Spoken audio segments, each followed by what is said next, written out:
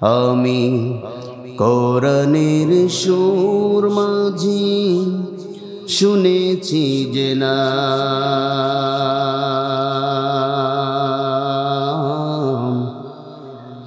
আজানের সুর মাঝেও শুনেছি ও নাম। আমি কোরআনের সুর মাঝি শুনেছি যে নাম,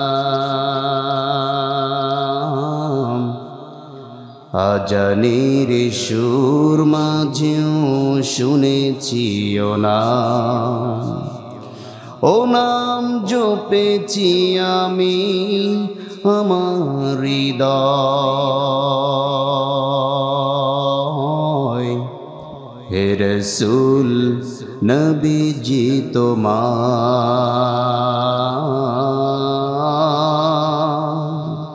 হে রাসূল নবীজি তোমায় আমি কোরআনের সুর মাঝি শুনেছি যে নাম,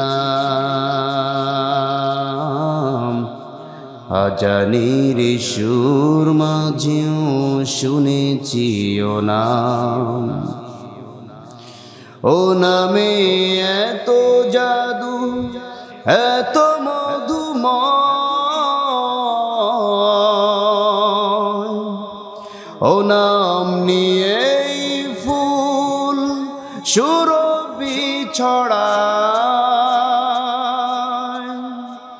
ও নামে এত জাদু এত মধুময়, ও নাম নিয়ে ফুল সুরভি ছড়ায়। ও নামের সুর তুলে শুধু আমি চাই, হে রাসূল নবীজি তোমার, হে রাসূল নবীজি তোমায় আমি কোরআনের সুর মাঝি শুনেছি যে নাম, আজানের সুর মাঝেও শুনেছি ও নাম। আরশের বুকে লেখা ও মধুর নাম, তামাম আলম কুল জানায় সালাম। আরশের বুকে লেখা ও মধুর নাম, তামাম আলম কুল জানায় সালাম। ব্যথিত মানবতা খুঁজে ফিরে হায়, হে রাসূল নবীজি তোমার,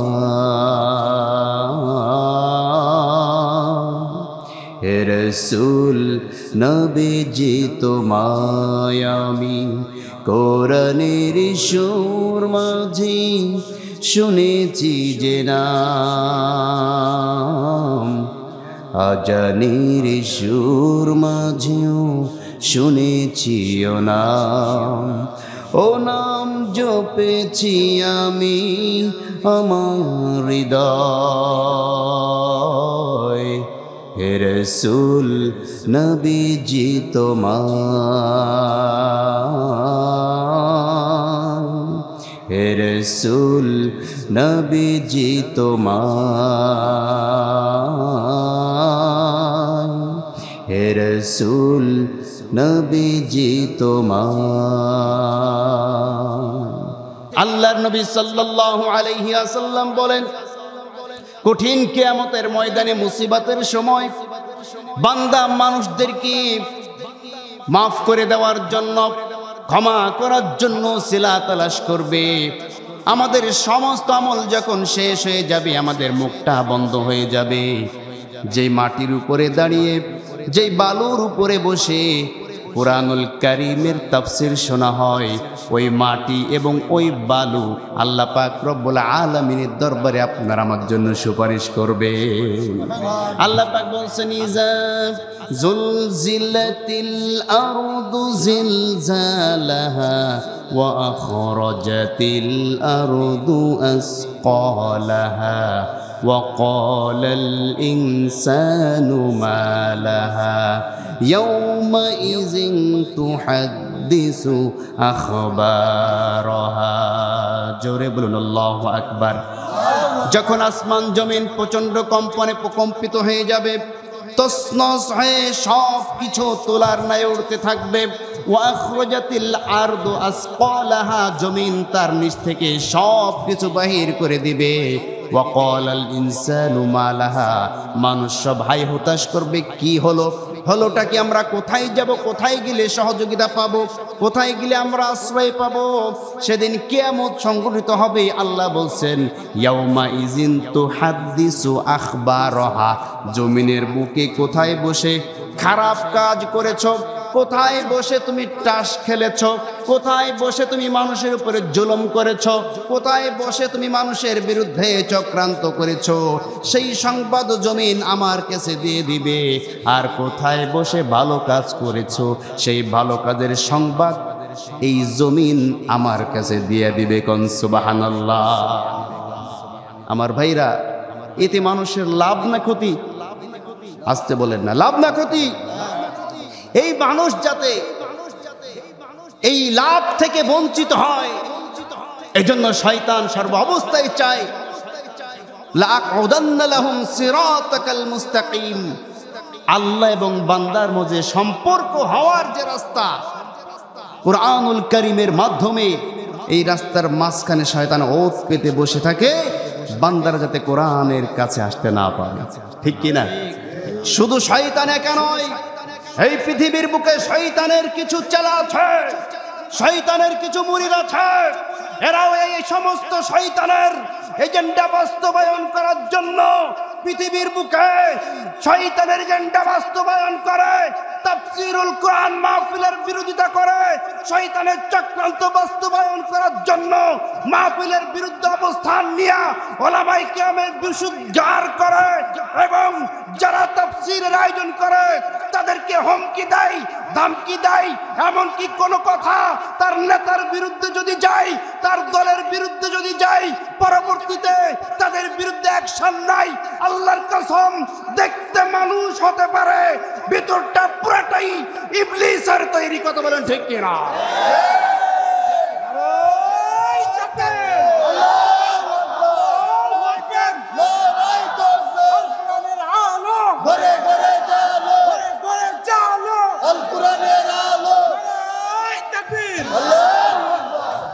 সম্মানিত ভাইরা আমার, আল্লাহ পাক রব্বুল আলামিন কুরআনে এদের পরিচয় দিয়েছেন।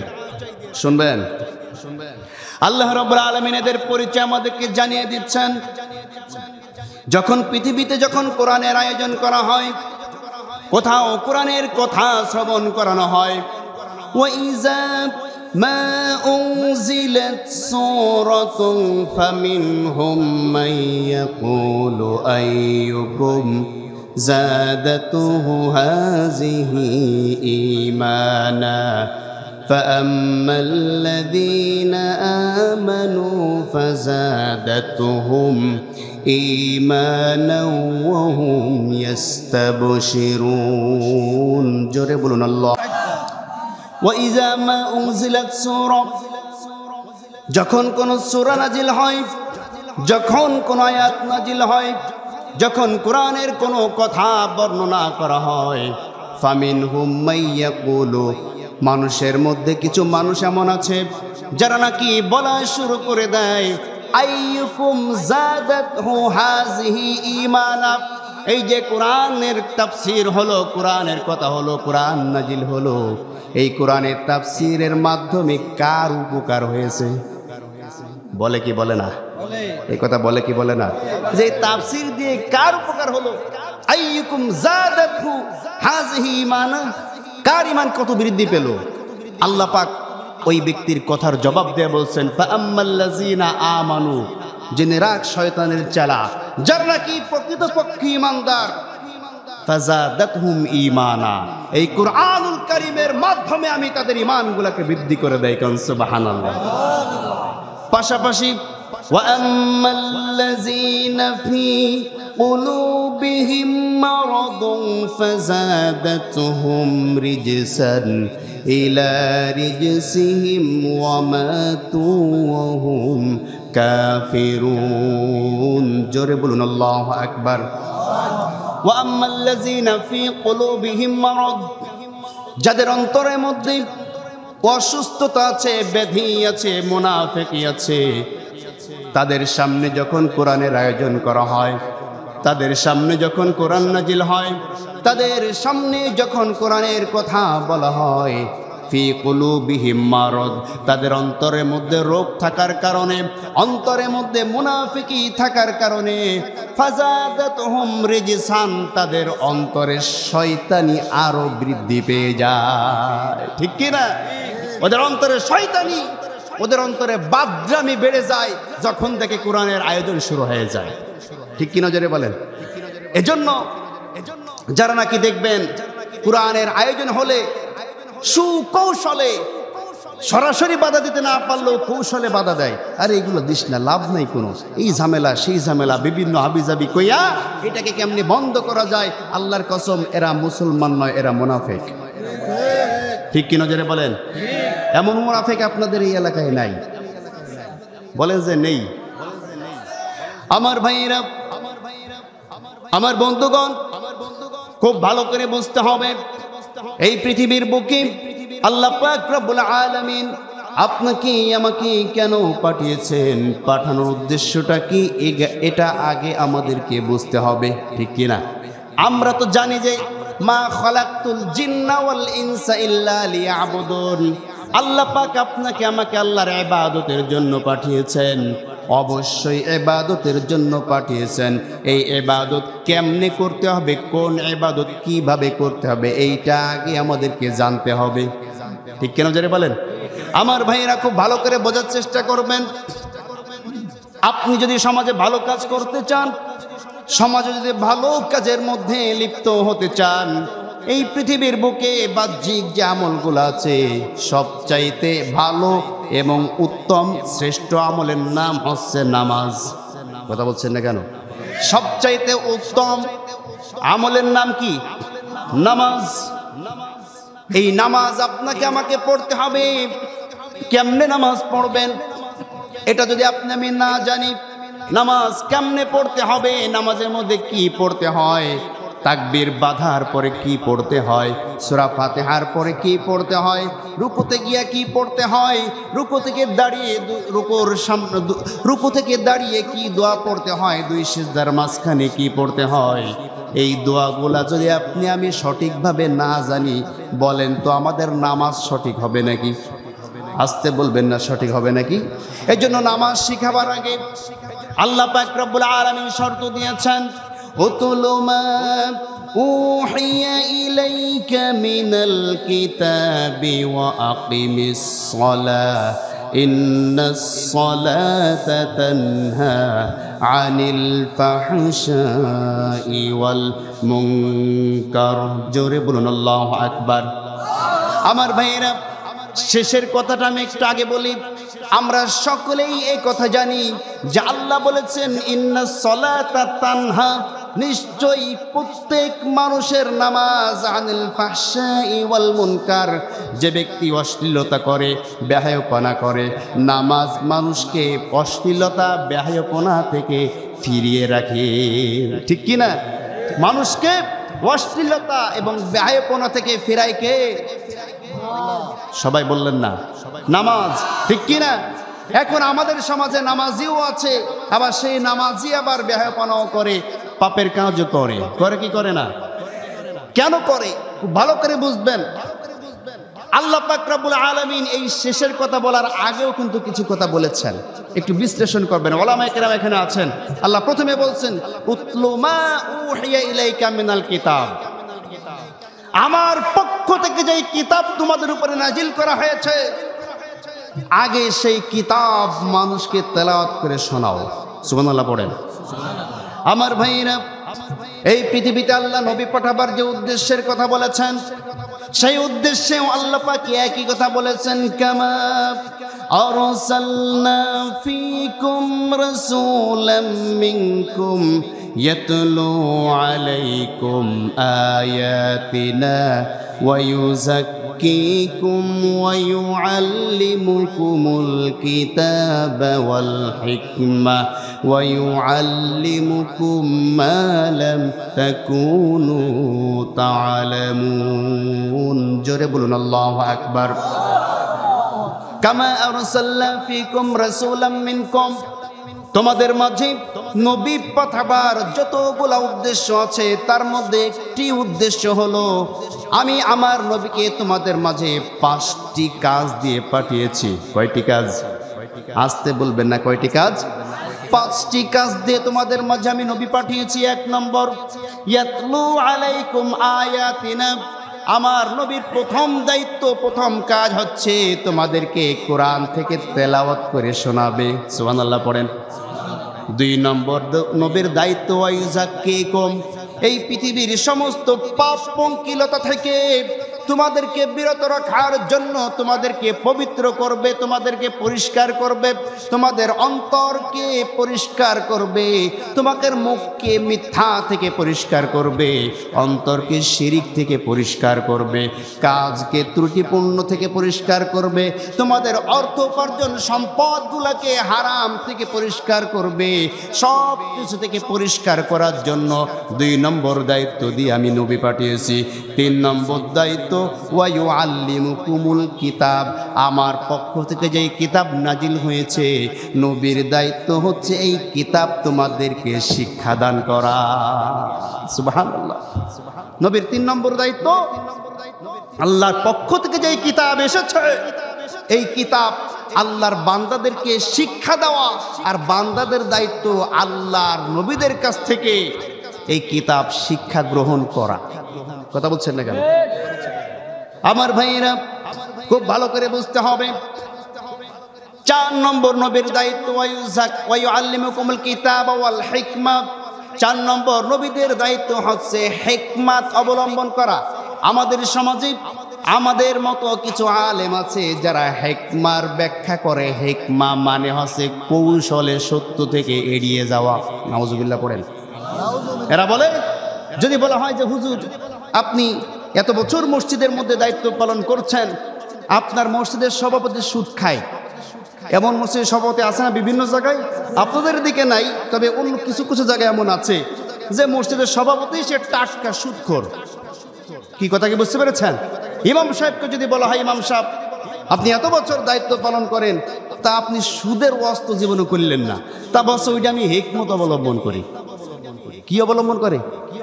হিকমা অবলম্বন করে। তার মানে উনি বুঝেছে যে হিকমত মানে সত্যকে গোপন করা। নাউজুবিল্লাহ পড়লেন না? আসলে হিকমা মানে কি এটা নাকি? না, হিকমা শব্দের অর্থ হচ্ছে সমাজে যেই বেহায়াপনা আছে, যে অশ্লীলতা আছে, যে অপরাধ সমূহ সংগঠিত হয়, এই অপরাধগুলার কথা কোরআন এবং হাদিস থেকে তুলে ধরে কোরআন এবং হাদিসের দলিল এবং প্রমাণের মাধ্যমে সমাজের মানুষকে, জাতিকে সচেতন করার নামই হচ্ছে হিকমা। ঠিক কিনা জোরে বলেন? এটার নাম হিকমা, এটার নাম প্রজ্ঞা, এটার নাম দুঃসাহসিকতা। আজ যারা সত্যকে গোপন করে এদের মধ্যে সত্য বলার দুঃসাহস নাই। ঠিক কিনা জোরে বলেন? আমার ভাইয়েরা, খুব ভালো করে বুঝতে হবে, আল্লাহ নবীর 5 নম্বর কাজ, ওয়া ইউআল্লিমুকুম মা লাম তাকুনু তা'লামুন, যেই সমস্ত বিষয় বান্দারা জানে না এই অজানা বিষয়গুলোকে বান্দাদেরকে জানাইতে হবে। ঠিক কিনা জোরে বলেন? আমার ভাইয়েরা, এই জন্য নামাজ শিখাবার আগে আল্লাহ বলছেন, উতলু মা উহিয়া ইলাইকা মিনাল কিতাব, তোমার উপরে যেই কিতাবটা নাজিল হয়েছে এই নাজিলকৃত কিতাব থেকে বান্দাদেরকে আগে শিখাও, আগে তাদেরকে জানাও। ওয়া আকিমিস সালাহ, আগে শিখাও কেমনে নামাজ পড়তে হবে, আগে শিখাও কেমনে হাত উঁচা করতে হবে, আগে শিখাও কেমনে হাতটা বাঁধতে হবে, আগে শিখাও সূরা ফাতিহা কেমনে পড়তে হবে, আগে শিখাও আত্তাহিয়াতু কেমনে পড়তে হবে, কোন নামাজে দোয়া মাসুরা কেমনে পড়তে হবে, কোন নামাজে দোয়াই কুনুত কিভাবে পড়তে হবে, কিভাবে রুকু দিতে হবে, কিভাবে সিজদা দিতে হবে, আগে শিখাও। শিখাবার পরে, জানাবার পরে, বোঝাবার পরে, ওয়া আকিমিস সালাহ, শিখানোর পরে, জানানোর পরে, পড়ানোর পরে, ওয়া আকিমিস সালাহ, এবার যদি নামাজ কায়েম করো, সালাত প্রতিষ্ঠিত করো। ইন্নাস সালাতা তানহা আনিল ফাহশাই ওয়াল মুনকার, নিশ্চয়ই জানাবার পরে, শিখাবার পরে, মানুষকে প্র্যাকটিক্যালি বোঝাবার পরে, ওই মানুষটা জেনে শুনে যেই নামাজটি পড়বে, ওই নামাজই তাকে অন্যায় থেকে বিরত রাখতে পারবে। কথা বলেন ঠিক কিনা? এই নামাজ না, ওই নামাজ। কথা বলছেন না কেন? আমরা যে নামাজ পড়ি এই নামাজ আমাদেরকে ফিরাইতে পারবে না। আমরা তো নামাজ পড়ি আল্লাহু আকবার বলে, যা আছে ইমাম সাহেব ফিরে ফেলাক, আমার কোনো অসুবিধা নেই। কথা বলছেন না কেন? আমরা তো এমন নামাজি, এখানে যদি আমি দাঁড় করাই, কাউকে দাঁড় করাবো না, ভয় নেই। কাউকে যদি বলি যে আত্তাহিয়াতু সহি শুদ্ধ করে পড়েন, আমার মনে হয় 100 জনের মধ্যে 95 জন ফেল করবে। কোন মসজিদে যদি ইমাম সাহেব ফজরের নামাজের পরে সূরা কেরাত মস্ক করায় না, নামাজ শিখায়, সূরা কেরাত মস্ক করা, আত্তাহিয়াতু পড়ায়, সবার আগে যে বাইর হয়ে চলে যায়, ও বিসমিল্লাহ ঠিক মতো পড়তে পারে না। কথা বলছেন না কেন? ওকে পায়ে ধরেও বসানো যায় না, অথচ নামাজি। কথা বলেন? তাই এই নামাজি, এর কাছ থেকে আশা করা যায় যে এই অন্যায় কাছ থেকে ফিরে থাকবে না। আগে নামাজ মানুষকে শিখাতে হবে, নামাজের মধ্যে আল্লাহ কি বলেছেন এটা আগে বোঝাইতে হবে, ঠিক কি না? আমি আপনাদের সামনে যে আয়াত তেলাওয়াত করেছি, আয়াত সূরাতুল বাকারা। সূরাটির নাম কি? বাকারা মানে কি? আসতে বলছেন। বাকারা মানে কি? গাভী। এই সূরাতুল বাকারা এটা একটা গুরুত্বপূর্ণ সূরা কুরআনুল কারীমের, ঠিক কি না? এই সূরার কিছু বৈশিষ্ট্য আছে। 1 নম্বর বৈশিষ্ট্য, এই সূরাটি পবিত্র কুরআনুল কারীমের সবচাইতে বড় সূরা, ঠিক কি না? আমার ভাইরা, এই সূরার মধ্যে আল্লাহ পাক রব্বুল আলামিন পবিত্র কুরআনুল কারীমের একটা গুরুত্বপূর্ণ আয়াত রেখেছেন, যার নাম হচ্ছে আয়াতুল কুরসি। আল্লাহ নবী সাল্লাল্লাহু আলাইহি ওয়াসাল্লাম বলেন, যদি কোনো বান্দা 5 ওয়াক্ত নামাজ আদায় করার পরে আয়াতুল কুরসি যদি 5 ওয়াক্ত নামাজের পরে তেলাওয়াত করে, আল্লাহ পাক রব্বুল আলামিন ওই ব্যক্তির জন্য জান্নাত ওয়াজিব করে দেন। মরে না তাই জান্নাতে যায় না, কোন সুবহানাল্লাহ।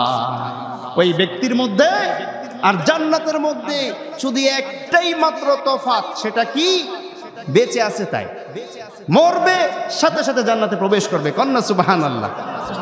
আমার ভাইরা, শুধু তাই নয়, সূরাতুল বাকারা আল্লাহ পাক রব্বুল আলামিন নাজিল করেছেন আমাদের জন্য। আল্লাহর নবী বলেছেন, কোন ঘরের মধ্যে যদি সূরাতুল বাকারা তেলাওয়াত করা হয়, ওই ঘরের মধ্য থেকে দুষ্টু জিন যারা আছে সকলে দৌড়ে পালিয়ে যায়, কোন সুবহানাল্লাহ। এজন্য যাদের ঘরের মধ্যে দেখবেন মাঝে মাঝে শিশুরা অনেক কান্নাকাটি করে, আপনারা বুঝতে পারেন যে এটা হয়তোবা জিন ভূতের হয়তোবা আসর লাগতে পারে। সাথে সাথে নিজেরা যদি পড়তে পারেন, পড়া শুরু করবেন। পড়তে না পারলে এখন সুব্যবস্থা আছে, ফেসবুক বা মোবাইল যারা ব্যবহার করেন, ইন্টারনেট যারা ব্যবহার করেন, ইন্টারনেটে সূরা বাকারা লিখে সার্চ দিয়ে ওটা তেলাওয়াত ছেড়ে দিবেন। ইনশাআল্লাহ তেলাওয়াত শেষ হতে হতে আপনার ঘর থেকে সমস্ত ওয়াসওয়াসা দূর হয়ে যাবে, কোন সুবহানাল্লাহ। আমার ভাইরা, আল্লাহ পাক রব্বুল আলামিন শুরু করছেন, ওয়া ইয ক্বালা রাব্বুকা লিল মালাইকাতি ইন্নী জাইলুন ফিল আরদি খলিফা ক্বালু আতাজআলু ফিহা মান ইউফসিদু ফিহা ওয়া ইয়াসফিকুদ দিমা ওয়া নাহনু নুসাব্বিহু বিহামদিকা ওয়া নুকদ্দিসু লাক قال إني أعلم ما لا تعلمون। জোরে বলুন আল্লাহু আকবার।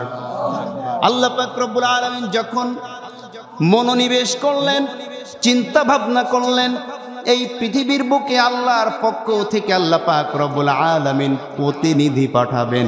কি পাঠাবেন? আসতে বলবেন না, প্রতিনিধি পাঠাবেন, প্রতিনিধি। খলিফা শব্দের অর্থ হচ্ছে প্রতিনিধি। আল্লাহ পাক বলছেন যে ইন্নী জাইলুন ফিল আরদি খলিফা, ও আমার ফেরেশতারা তোমরা শোনো, আমি আমার পক্ষ থেকে এই পৃথিবীতে আবারও আমার প্রতিনিধি পাঠাবো। তার মানে বোঝা গেল আবারও বলার কারণে এই পৃথিবীতে আমাদের আগেও আরও কেউ ছিল, ঠিক কিনা? আমাদের আগে কারা ছিল এই পৃথিবীতে? আমাদের আগে কারা ছিল? জিন। জিনের আগে কারা ছিল? হ্যাঁ না, জিনের আগে আরো একটা জাতি এই পৃথিবীতে ছিল, আপনারা জানেন। শোনেন, খুব ভালো করে বোঝার চেষ্টা করবেন। তাফসীরের কিতাবগুলোর মধ্যে আছে এই পৃথিবীতে মানুষ পাঠাবার পূর্বে আরো দুইটা জাতি এই পৃথিবীতে বসবাস করত। কথা কি বুঝতে পেরেছেন? বিজ্ঞানীরা আমাদেরকে যে থিওরি দেয় সেটি হচ্ছে আমাদের এই পৃথিবীর বয়স বর্তমানে কত লক্ষ বছর বলেন তো? কেউ জানেন? কে বলতে পারবেন? জি 600। মাশাআল্লাহ, ঠিক 600 কোটি বছর আনুমানিক। সুবহানাল্লাহ বললেন না? এই পৃথিবীর বয়স কত? 600 কোটি বছর আনুমানিক। আল্লাহ ভালো জানেন। এবার আসুন, আদম থেকে শুরু করে বর্তমান পৃথিবীর বয়স কত বছর জানেন? কথা বলছেন না। আদম আলাইহিস সালাম থেকে শুরু করে বর্তমান সময়ে আমাদের পৃথিবীর বয়স সর্বোচ্চ 8,500 বছর। কত বছর? 8,500 বছর মাত্র। অথচ পৃথিবীর বয়স কত? 600 কোটি বছর। তাহলে বোঝা যাচ্ছে যে আমাদের আগে যারা ছিল তারা আমাদের চাইতেও অনেক বেশি সময় পৃথিবীতে পার করেছে, ঠিক কিনা জেনে বলেন? আমার ভাইরা, বিজ্ঞানীরা গবেষণা করতে করতে মাটির নিচেই, বরফের স্তূপের নিচেই এমন এমন প্রাণীর অস্তিত্ব পাচ্ছে, এমন এমন প্রাণীর হাড্ডি তারা পাচ্ছে যেগুলো গবেষণা করে দেখা যাচ্ছে 2 লক্ষ 3 লক্ষ বছর আগের এইগুলা, এই হাড্ডিগুলা। আল্লাহু আকবার বললেন না? আমার ভাইরা, বিজ্ঞান প্রমাণ করে দিচ্ছে কোরআনের সত্যতা। সুবহানাল্লাহ পড়েন। আমার ভাইরা, খুব ভালো করে বুঝতে হবে। তাহলে এই পৃথিবীতে আদম পাঠাবার আগে প্রথম যেই জাতি এই পৃথিবীতে ছিল সেই জাতির নাম হচ্ছে হিন জাতি। কি জাতি? আসতে বলবেন না। হিন জাতি। হিন, এই হিন জাতি যখন পৃথিবীর বুকে ফিতনা ফাসাদ শুরু করে দিল, আল্লাহ দ্রোহিতা শুরু করে দিল, আল্লাহ পাক রব্বুল আলামিন হিন জাতিকে দমন করার জন্য বিন নামক আর একটি জাতি পাঠিয়েছিল। কি জাতি? বিন জাতি। এই বিন জাতিও যখন প্রথম এসে ভালো কাজ করেছে, কিন্তু আস্তে আস্তে করে পৃথিবীতে যখন বেশি দিন তারা বিচরণ শুরু করে দিল, তারাও নিজেদের উপর জুলুম করলো এবং একে অপরের সাথে হানাহানি মারামারি শুরু করে দিল। আল্লাহ পাক তাদেরকেও দমন করে দেওয়ার জন্য পৃথিবীতে জিন জাতি পাঠিয়েছিল। সুবহানাল্লাহ। আমার ভাইরা, সিরাত বিশ্বকোষের প্রথম খণ্ডে ইসলাম ফাউন্ডেশন থেকে ছাপা, এর মধ্যে পাবেন মানব সৃষ্টির ইতিহাস। এই অধ্যায়ের মধ্যে পাবেন এই কথাগুলা। কথা কি বুঝতে পেরেছেন? আমার ভাইরা, খুব ভালো করে বুঝবেন। এই জিন জাতিকে আল্লাহ পাক রব্বুল আলামিন যখন পৃথিবীর মালিকানা দিলেন, পৃথিবীতে খলিফা হিসেবে পাঠালেন, জিন জাতি পৃথিবীতে এসে প্রথম বেশ কিছুদিন খুব ভালোভাবে কাটালো। বেশ কিছুদিন যাওয়ার পরে এরা এমন অরাজকতা পৃথিবীর বুকে সৃষ্টি করলো, রক্তারক্তি, হানাহানি, নিজেদের মধ্যে দলাদলি মারামারি যখন শুরু করে দিল, আল্লাহ পাক রব্বুল আলামিন এই জিন জাতিদেরকে দমন করার জন্য আল্লাহর পক্ষ থেকে ফেরেশতা পাঠিয়ে দিলেন। সুবহানাল্লাহ। ফেরেশতারা এসে এই জিন জাতিদেরকে এমন ভাবে তাড়ানো শুরু করলো, যাকে ধরতে পেরেছে মেরে শেষ করে দিয়েছে। আর কিছু কিছু জিন জাতি পালাইতে পালাইতে, কেউ পাহাড়ের গুহার মধ্যে, কেউ দুর্গম এলাকায়, কেউ মরুভূমি এলাকায়, এভাবে করে বিভিন্ন জায়গায় তারা যখন ছড়িয়ে পড়লো, পৃথিবী যখন ফাঁকা হয়ে গেল, এই জিনরা ফেরেশতাদের তাড়া খেয়ে একটা জিন ছোট্ট একটা শিশু বাচ্চাকে ফেলে থুয়ে পালিয়েছে। কথা কি বুঝতে পেরেছেন? ছোট্ট একটা শিশুকে ফেলে রেখে পালিয়েছে। এখন ওই সময় হযরত জিবরিল আলাইহিস সালাম তিনি দেখে যে জিন জাতির একজন ছোট একটা শিশুকে ফেলে পালিয়েছে, দুনিয়ার এই প্রান্ত থেকে ও প্রান্ত তারা পাড়ি জমিয়েছে। এখন এই শিশুকে জিবরিল আলাইহিস সালাম কোলে নিয়েছেন। কথা কি বুঝতে পেরেছেন? কোলে নিয়ে চিন্তা করছে শিশু মানুষ, এই শিশু জিন, একে তো আর হত্যা করা যায় না, সুতরাং একে এর মায়ের কাছে ফিরিয়ে দেই।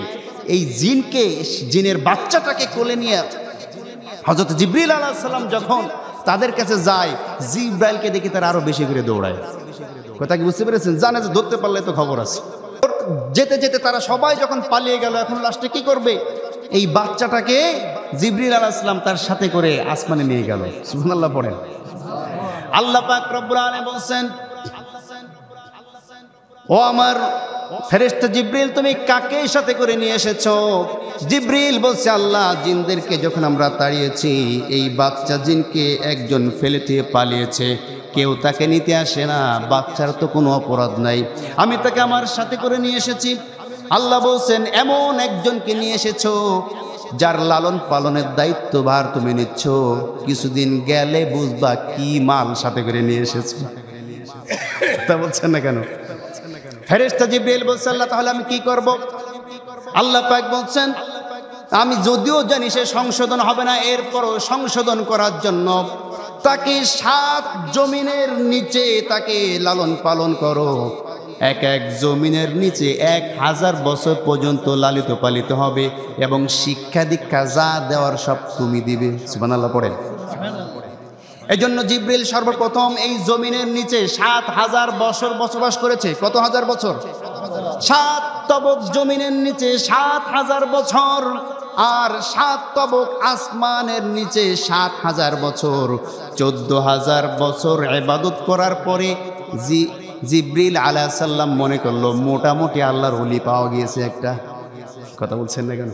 এত সুন্দর ব্যবহার, তার আচার ব্যবহারে জিবরিল আলাইহিস সালাম আল্লাহর কাছে বললেন, আল্লাহ, এত এখন ভালো হয়ে গিয়েছে, 14,000 বছর পর্যন্ত আপনার ইবাদত করেছে, একে এখন আমাদের ফেরেশতা লয় একটু ঠাই দেওয়া যায় কিনা? আল্লাহ বলছে, জায়গা দিলাম, বুঝবা ঠেলা। কথা বুঝেন নাই? কাকে যে নিয়ে এসেছো জায়গা দিলাম, পরে বুঝতে পারবা। আমার ভাইরা, ইবলিস, তার নাম আরেকটা নাম হচ্ছে সুরিয়ানি ভাষায়, তার নাম আরেকটা হচ্ছে আজাজিল। একটা নাম কি? সুরিয়ানি ভাষায়। হিব্রু ভাষায় তার আরেকটা নাম আছে, এবং আরবি ভাষায় তার আরো 2টা নাম, একটা হচ্ছে ইবলিস, আরেকটা হচ্ছে শয়তান। কি কথা কি বুঝতে পেরেছেন? আমার ভাইয়েরা, সে ফেরেশতাদের সাথে বসবাস করতে লাগলো। এবার আল্লাহ বলছেন যে, ইন্নী জাইলুন ফিল আরদি খলিফা, আমি পৃথিবীর বুকে আবারও খলিফা পাঠাবো।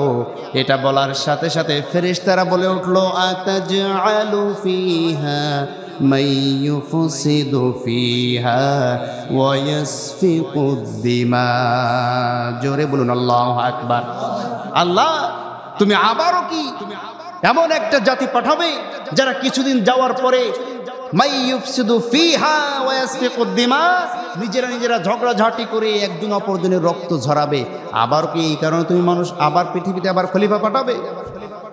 আমার ভাইয়েরা, ফেরেশতারা বলছে, যদি আপনি তাসবিহ তাহলিল ইবাদতকে পছন্দ করেন, তার জন্য তো আমরা আছি। ওয়া নাহনু নুসাব্বিহু বিহামদিকা ওয়া নুকদ্দিসু লাক ক্বালা ইন্নী আ'লামু মা লা তা'লামুন। জোরে বলুন আল্লাহু আকবার। আমরা তো আপনার তাসবিহ তাহলিল পাঠ করার জন্য অবশ্যই আছি। আল্লাহ বললেন, ও ফেরেশতারা শোনো, ইন্নী আ'লামু মা লা তা'লামুন, আমি আল্লাহ যেটা জানি তোমরা ফেরেশতারা তার কিছু জানো না। তাহলে বলেন তো, ফেরেশতারা কি গায়েব জানে নাকি? গায়েবের খবর কি ফেরেশতারা জানে? নবীরা কি গায়েব জানে? বুঝতে বলছে, নবীরা কি গায়েব জানে? ওলিরা, পীর সাহেবরা মনে হয় গায়েব টায়েব জানে। জানে জানে আমার ভাইরা, খুব ভালো করে বুঝতে হবে,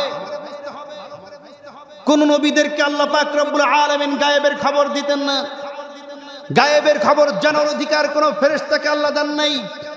কোন মানুষ তো দূরের কথা, কোন জিন জাতি পর্যন্ত গায়েবের কোনো খবর জানতো না। ঠিক কিনা জোরে বলেন? আল্লাহ নবীদেরকে যতটুকু জানিয়েছেন ফেরেশতাদেরকে যতটুকু জানিয়েছেন ততটুকুই জানেন, এর বেশি না। ঠিক কিনা জোরে বলেন?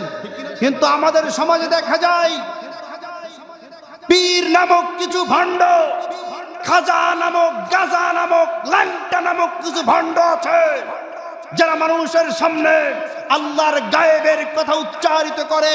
এরা বলে মুখ দেখলেই কইতে পারে আগে আর পরে কি হয়েছে। কথা বলছে না কেন?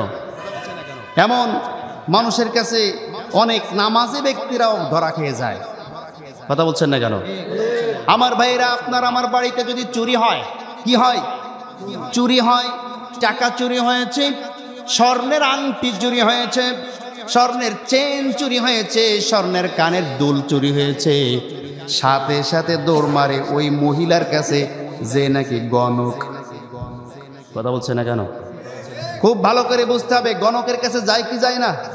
কিছু হইলেই, কিছু আড়াইলে, কিছু চুরি হইলে দৌড় দেয় গণকের কাছে। গণকের কাছে গেলে গণক কি বলে?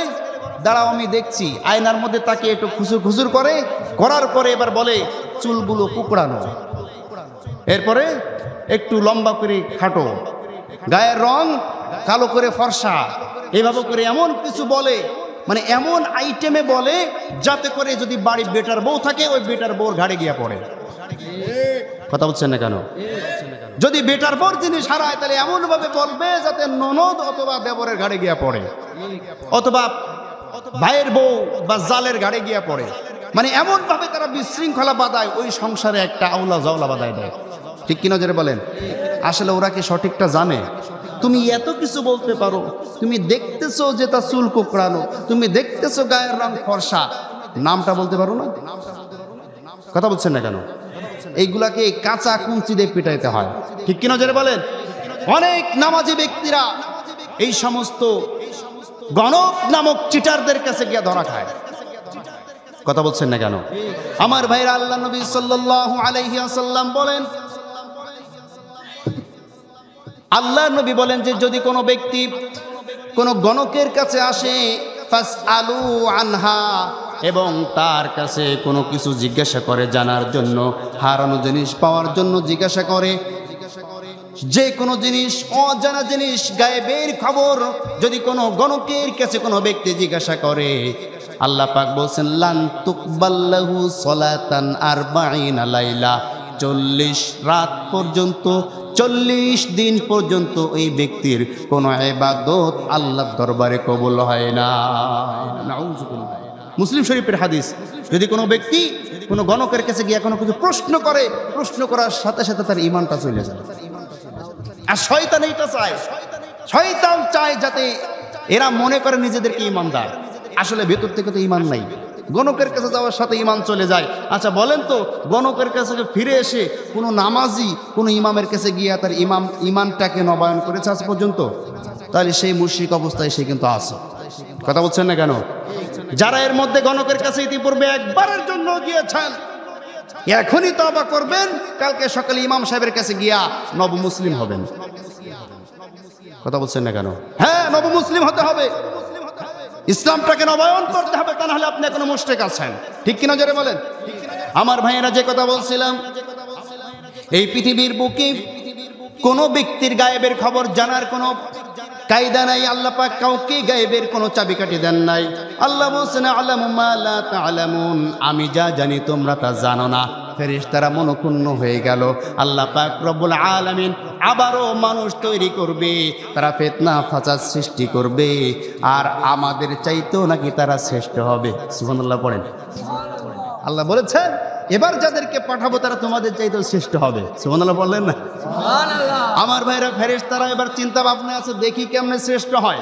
আল্লাহ পাক বলছেন ওয়া'আল্লামা آدم الأسماء كلها ثم عرضهم على الملائكة فقال أنبئوني بأسماء هؤلاء إن كنتم صادقين। জোরে বলুন আল্লাহু আকবার। আল্লাহ রাব্বুল আলামিন হযরত আদম আলাইহিস সালামকে সৃষ্টি করলেন। আল্লাহ পাক সূরা রহমানের মধ্যে বলছেন খলাকাল ইনসানা মিন সালসালিন কাল ফাখখার ওয়া খলাকাল জান্না মিন মারিজিম মিন নার ফাবিআইয়ি আলাই রাব্বিকুমা তুকাজ্জিবান। জোরে বলুন আল্লাহু আকবার। খলাকাল ইনসানা মিন সালসালিন কাল ফাখখার, আমি মানুষকে সৃষ্টি করেছি মাটি থেকে, সেই মাটিকে আমি সলসল করেছি, অর্থাৎ মাটিগুলাকে আমি খামিরা করেছি, কাদামাটি করেছি, এরপরে সেই মাটিকে আবার শুকিয়েছি। আল্লাহ পাক রব্বুল আলামিন হযরত আদম আলাইহিস সালামের খামিরাটা তৈরি করে ৩৯ বছর পর্যন্ত এই মাটির খামিরাটাকে দুঃখ এবং যন্ত্রণার সাগরের পানির মধ্যে রেখে দিয়েছিলেন। কিসের পানি? দুঃখ এবং যন্ত্রণার পানির মধ্যে রেখেছিলেন ৩৯ বছর। লাস্টে একটি বছর আল্লাহ পাক রব্বুল আলামিন আদম আলাইহিস সালামের ওই মাটিগুলাকে শান্তির সাগরের মধ্যে রেখেছিলেন। সুবহানাল্লাহ পড়েন। এজন্য প্রত্যেকটা মানুষ, ছোট হোক বড় হোক, ধনী হোক গরিব হোক, হুজুর হোক, যে কোনো কেউ হোক না কেন, টাকাওয়ালা হোক আর টাকাওয়ালা না হোক, যেই হোক না কেন, প্রত্যেকটা মানুষের সাথে জীবনে যা শান্তি তার চাইতে ৩৯ গুণ বেশি তার মধ্যে অশান্তি। কথা বলছেন না কেন? আমরা হয়তো বাইরে থেকে দেখলে মনে হচ্ছে হায় হায় ওই লোক এত কোটিপতি মানুষ, এত টাকাওয়ালা, এত সুন্দর চেহারা, কত না জানি ভালো আছে। পরে যদি আপনি শোনেন ওর কৃষ্টি কালচার, ওর মনের অবস্থা যদি আপনাকে ব্যক্ত করা হয়, আপনি বলবেন হচ্ছে আমি 1000 গুণ ভালো আছি। ঠিক কিনা জোরে বলেন? প্রত্যেকটা মানুষের সাথে আল্লাহ পাক রব্বুল আলামিন দুঃখ এবং কষ্ট রেখে দিয়েছেন বেশি, আর শান্তি দিয়েছেন কম। এই জন্য দুনিয়ায় আমরা যারা শান্তির পিছনে দৌড়াদৌড়ি করি, এটা আমরা ভুল পথে চলছি। ঠিক কিনা জোরে বলেন? এই দুনিয়া শান্তির জায়গা না। ঠিক কিনা? শান্তির জায়গা কোথায়? জান্নাতে। শান্তির জায়গা কোথায় আমার ভাইয়েরা? এই জন্য আল্লাহ বলছেন যে আমি মানুষকে মাটি দ্বারা তৈরি করেছি, ওয়াখলাকাল জান্নাত, আর জিন জাতির প্রধান যে তাকে সৃষ্টি করেছি মিন্নার, আমি জিন জাতির প্রধানকে আগুন দিয়ে সৃষ্টি করেছি। কারণ সুবহানাল্লাহ। আমার ভাইরা, এবার আদম আলাইহিস সালামকে সৃষ্টি করার পরে হযরত আদম আলাইহিস সালাম কি আল্লাহ পাক রব্বুল আলামিন আদমের যে মূর্তিটা, এই মূর্তিটা আল্লাহ পাকের আরশের সামনে পাশে রেখে দিয়েছেন। মিস্টার ইবলিস সাহেব দূর থেকে দেখে ব্যাপারটাকে, এইটা আবার কেডা? কথা বুঝেন নাই? চিন্তা করে এটা আবার কি? আদম আলাইহিস সালামের পাশ দিয়ে খালি ঘোরে। কথা বুঝতে পেরেছেন? পাশ দিয়ে খালি ঘোরে, একবার নাকের মধ্যে দিয়ে ঢোকে, মুখের মধ্যে দিয়ে বাইরে হয়, আবার মুখের মধ্যে দিয়ে ঢোকে, আবার নাকের মধ্যে দিয়ে বাইরে হয়, কানের মধ্যে দিয়ে ঢোকে, খালি ঢোকে আর বাইরে হয়। ব্যাপারটা কি? এইটা আবার কি বানাইলো আল্লাহ? কথা কি বুঝতে পেরেছেন আমার ভাইয়েরা? এবার ইবলিস এই যে আদমকে বানিয়েছে, একে দেখি আগের থেকেই হিংসায় জ্বলা শুরু হয়েছে। কারণ এমন একজনকে বানিয়েছে যাকে সর্বপ্রথম যেখানে রেখেছে সেখানে তার পাশেই হচ্ছে আল্লাহর আরশ। সুবহানাল্লাহ পড়েন। আমার ভাইয়েরা, আদম আলাইহিস সালামকে আল্লাহ পাক যখন রূহটা ফুঁকে দিলেন, সর্বপ্রথম হাঁটু থেকে এই রূহটা যখন উঠতে শুরু করলো, হাঁটু পর্যন্ত ওঠার সাথে সাথে আদম আলাইহিস সালাম দাঁড়াবার জন্য একদম তাড়াহুড়া করা শুরু করলেন।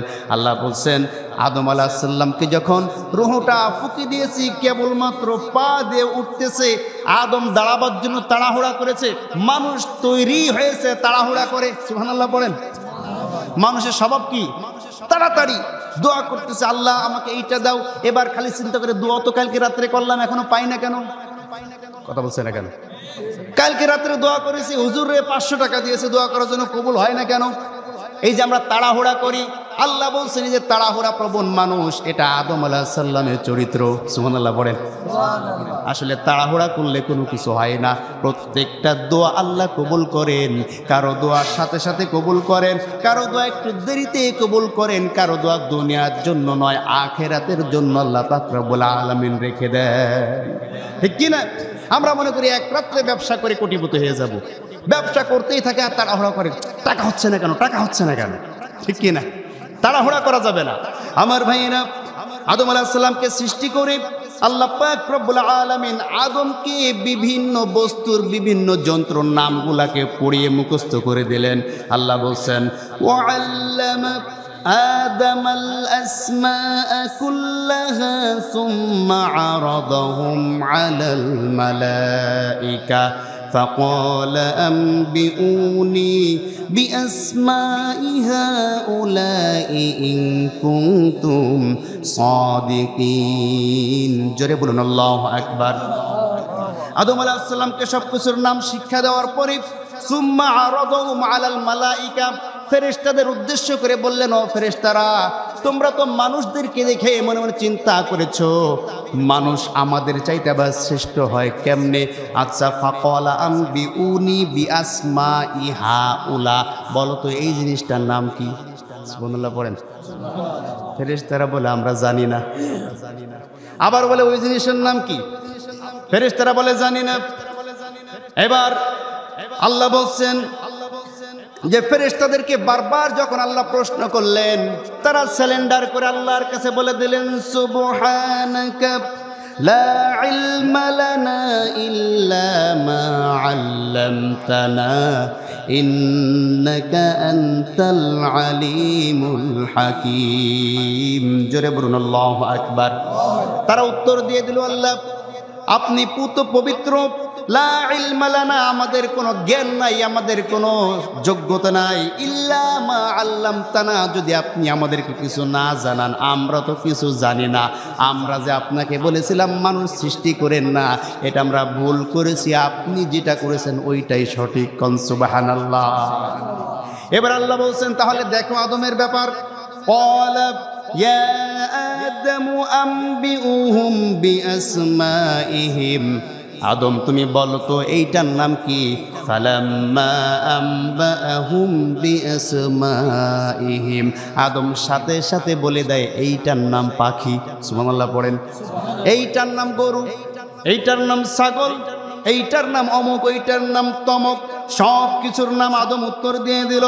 এবার আল্লাহ বলছেন ক্বালা আলাম আকুল লাকুম ইন্নী আ'লামু গায়বাস সামাওয়াতি ওয়াল আরদ ওয়া আ'লামু মা তুবদুনা ওয়া মা কুনতুম তাকতুমুন। জোরে বলুন আল্লাহু আকবার। ফেরেশতারা সারেন্ডার করলো। আবার আল্লাহর কাছে বললেন, আল্লাহ আপনি যদি কিছু আমাদেরকে না জানান, আমাদের বাপেরও ক্ষমতা নাই কোনো কিছু নিজে থেকে জানা, আপনি যতটুকু জানান ততটুকুই আমরা জানি।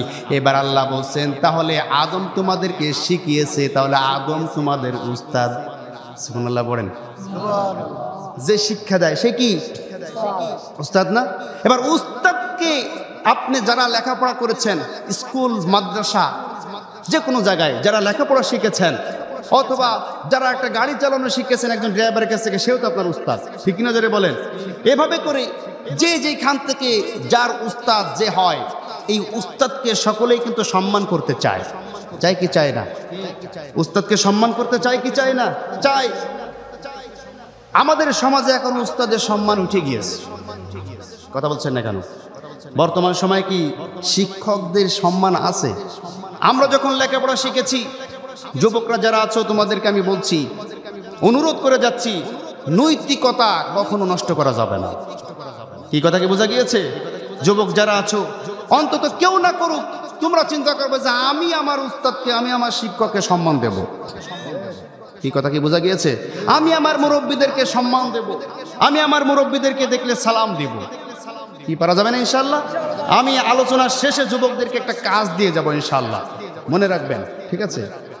সম্মানিত ভাইরা আমার, চাওলে সকলেই চায় তাদের উস্তাদকে কি করা? সম্মান করতে চাই। আল্লাহ ফেরেশতাদেরকে বলছেন আদম যেহেতু তোমাদের উস্তাদ, আদমকে সম্মান দাও, আদমকে তাজিম করো, সেজদা করো। কোন সুবহানাল্লাহ। তাফসীরের মধ্যে দুই ভাবে লেখা হয়। এক নম্বর, আদমকে বলা হলো, ফেরেশতাদেরকে অর্ডার করা হলো যে আদমকে সরাসরি সেজদা দিয়ে সম্মান করো।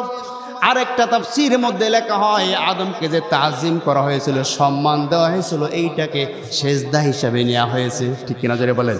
দুইটাই হতে পারে আমার ভাইয়েরা। আল্লাহ বলছেন ওয়াইজ قلنا للملائكة اسجدوا لآدم فسجدوا إلا إبليس أبى واستكبر وكان من الكافرين جرب الله أكبر وإذ قلنا للملائكة সমস্ত ফেরেশতাদেরকে যখন বলা হলো তোমাদের উস্তাদকে তোমরা সাজদা দাও উসজুদু সমস্ত ফেরেশতারা আদম আলাইহিস সালামকে সিজদা দিল ইল্লা ইবলিস ইবলিস সুজা হয়ে দাঁড়িয়ে আছে কথা বুঝেন নাই এবার আল্লাহ ফেরেশতাদেরকে জিবরিলকে ডাক দেয়া বলছে জিবরিল দেখো কোন মালকে নিয়ে এসেছিলা ঠিক কিনা জোরে বলে জিবরিল তো রেগে ফায়ার হয়ে যাচ্ছে ওকে এখনই ওর কুষ্টি মেরে দেবে কথা বুঝেন আমার ভাইয়েরা আমার বন্ধুগণ খুব ভালো করে বুঝবেন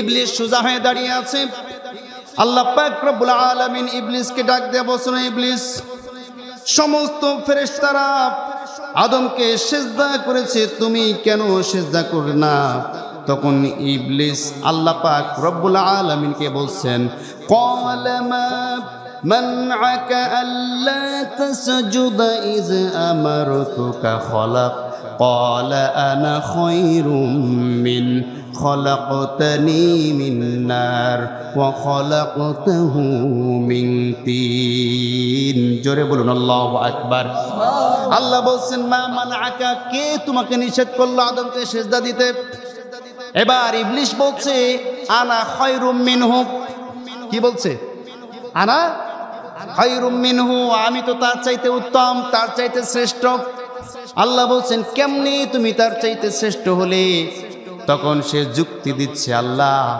তুমি আমাকে বানিয়েছো আগুন দিয়া আর তাকে বানিয়েছো মাটি দিয়া আগুনের বৈশিষ্ট্য হচ্ছে ঊর্ধ্বমুখী মাটির বৈশিষ্ট্য হচ্ছে নিম্নমুখী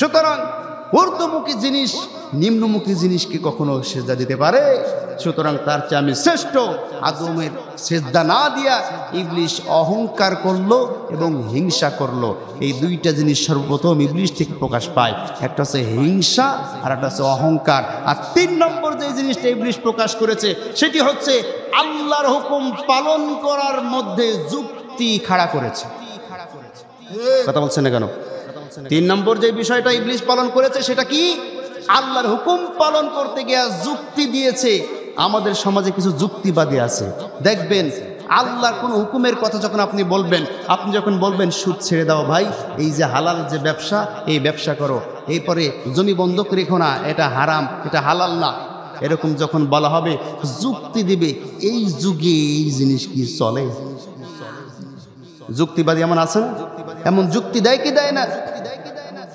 যখন বলা হয় যে তুমি সুদের টাকা লাগিয়েছো কেন সুদের থেকে টাকা নিয়েছো কেন লোন তুলেছো কেন তখন যুক্তি দেয় কি জানেন তুমি আমার দিবা 1 লাখ টাকা দাও আমি নিচ্ছি না এরকম যুক্তিবাদী আছে না নেই আসতে বলবেন আছে না নেই আচ্ছা বলেন তো লোন তোলে কি কারণে যারা লোন তোলে সুদি লোন যারা তোলে ব্যাংক থেকে অথবা বিভিন্ন এনজিও থেকে তারা কি চাউল কিনে খেতে পারছে না 3 দিন না খেয়ে আছে না খেয়ে থাকার কারণে অভাবের তাড়নায় লোন তুলেছে এই কারণে কে লোন তোলে কথা বলছেন না কেন লোন তোলে কেন ঘরে টিভি কেনার জন্য ঘরে ফ্রিজ কেনার জন্য জমি কিনতে কিনতে টাকা শেষ আবার জমি কেনার জন্য কথা বলছেন না কেন সমাজে অনেকে আছে না জমি কিনতে কিনতে ফকির হয়ে যায় জমি কিনতে কিনতে ফকির হয়ে গেছে আবার আরেকটা জমি পেয়েছে টাকা নাই লোন তুলে জমি কিনেছে ব্যবসা ছিল 3টা 5টা ব্যবসা বাড়ানোর জন্য লোন তুলেছে কথা বলছেন না কেন কেউ কিন্তু পেটের অভাবে পেটের দায়ে না খেয়ে থাকার জন্য কেউ লোনের কাছে যায় না যায় নাকি তা আল্লাহ তো তোমাকে বলে নাই তোমাকে কোটিপতি হওয়ার জন্য আল্লাহ তো তোমাকে বলে নাই যে তোমার ব্যবসা 2টা আছে আরো 5টা বাড়ানোর জন্য আল্লাহ তো তোমাকে বলে নাই যে তোমাকে টিভি ফ্রিজ বিলাসিতা করার জন্য তোমার নাই তুমি আল্লাহর উপরে সন্তুষ্ট থাকো যদি অ্যাবিলিটি কে তাহলে কেন তুমি সুদের সাথে গেলা এই যে যুক্তি তর্ক খাড়া করা শয়তানের মতো এটা ইবলিশের কাজ ইসলাম পালন করতে গেলে কোনো যুক্তি চলবে না পর্দার ওয়াজ করলে এসে হুজুরের যুক্তি দেয় হুজুর আপনি পর্দার ওয়াজ করলেন বলেন তো আমার বউ এই চাকরি করে কেমনে সে পর্দা করে এখন আমরা অ্যাটাচড ফ্যামিলি কিন্তু পর্দা করা যায়? মা বেজার হবে, বউ বেজার হবে, বোন বেজার হবে, আমার বউ যদি আমার ভাই না দেখে, ভাই আমার সাথে কথা বলবে না। বলেন তো এগুলো কি মানা যায়? এই যুক্তি দেয় কি দেয় না? আসতে বলবে না, যুক্তি দেয় কি দেয় না? যুক্তি দেয়। এই যুক্তি সর্বপ্রথম দিয়েছিল ইবলিস। আল্লাহর হুকুম পালনের মাঝখানে যুক্তি খাড়া করা, এটা ইবলিসের কাজ। করবেন কখনো? করা যাবে? করা যাবে না। 2 নম্বর, ইবলিস অহংকার বশত আল্লাহর হুকুম পালন করে নাই। এই পৃথিবীতেও দেখবেন অহংকারী কিছু মানুষ আছে, এরা আল্লাহর হুকুম পালন করতে চায় না। কথা বলছেন না কেন? বলে যে আমার ঘরে কি চাউলের অভাব আছে যে আমি রোজা থাকবো? বলে কি বলে না? বলে। কিছুদিন আগে একজন পণ্ডিত সে বলছে আপনারা যে আল্লাহর কাছে দোয়া করে কান্দেন, আমার জীবনেও এই কাজ হবে না। কেন? আমার কোনো গুনাহ হয় না। নাউজুবিল্লাহ পড়লেন না? আর কিছুদিন আগে এক আল্লাহর ওলি, আপনারা দেখেছেন, ঘুষের টাকা গুনে গুনে নেয় আর বলে যে ঘুষের টাকা গুনে নেওয়া সুন্নাত। সুবহানাল্লাহ। চিন্তা করেন কত পদের মানুষ আমাদের বাংলাদেশে আছে, ঠিক কি না ভাইরা আমার? এজন্য এই ইবলিশের কোনো কর্মকাণ্ড আমাদের সমাজে বাস্তবায়িত হতে দেওয়া যাবে না। আল্লাহ বলছেন তুই নিজেকে এত অহংকারী বানালি, তুই আমার হুকুম পালন করেছিস, ফাহাবিত মিনহা ফামা ইয়াকুনু লাকা আন তাতাকাব্বারা ফিহা ফাখরুজ ইন্নাকা মিনাস সাগিরিন। আমার সামনে দাঁড়িয়ে আমার চাদর ধরে টানাটানি করেছিস। অহংকার হচ্ছে কার চাদর? আসতে বলবে না, কার চাদর? অহংকার হচ্ছে আল্লাহর চাদর। কোনো ব্যক্তি, কোনো মানুষ অহংকারী হতে পারবে না। আল্লাহ বলছেন আমার রাজ্যে দাঁড়িয়ে, আমার সামনে দাঁড়িয়ে অহংকারী করেছিস, বের হয়ে যা। ফাখরুজ ইন্নাকা মিনাস সাগিরিন, লাঞ্ছিত এবং অপমানিত নিয়া বের হয়ে যা। ইবলিস ডাক দিয়া বলছে আল্লাহ, শেষ করে দিচ্ছি, আমারও গলায় টানছে না, রাত যত বেশি হয় গলায় তত সমস্যা হয়। যাই হোক, আল্লাহ এত বছর, হাজার হাজার বছর তোমার ইবাদত করলাম, কিছুই কি দিবা না? আল্লাহ বলছে কি চাস? এবার ইবলিস বলছে ক্বাল আনজিরনি ইলা ইয়াউমি ইউবআসুন, আমাকে কিয়ামত পর্যন্ত হায়াত দিতে হবে। কি করতে হবে? কিয়ামত পর্যন্ত আমাকে হায়াত দিবা। আল্লাহ বলছেন ইন্নাকা মিনাল মুনজারিন, যা দিয়ে দিলাম, আর কি চাস?